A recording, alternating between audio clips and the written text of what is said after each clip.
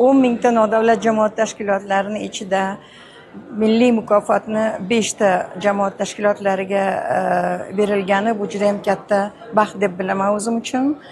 Va bu mukofot nafaqat bitta meni mukofotim, balki men bilan ishlaydigan 47 nafar jamoamiz va undan tashqari men bilan ishlaydigan nodavlat jamoat tashkilotlari, hamkor tashkilotlarimiz bor. Bular ijtimoiy yo'naltirilgan nodavlat jamoat tashkilotlari. Biz oxirgi 9 yil, 8-9 yilning ichida juda ham katta loyihalarni amalga oshirishga muvaffaq bo'ldik.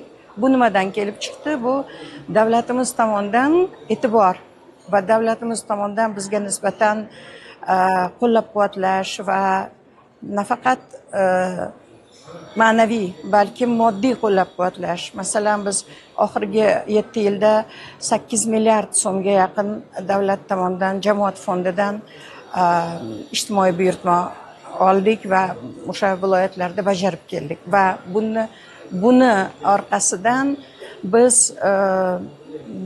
xalqaro tashkilotlar bilan ham birga ishlab, endi sarhisob qiladigan bo'lsak, 26 ming nafar xotin-qizlarimizni, ayniqsa qishloq joylardagi zo'ravonlikka uchragan, ishsiz bo'lgan, kambag'al bo'lgan ayollarimizga yordam bera oldik.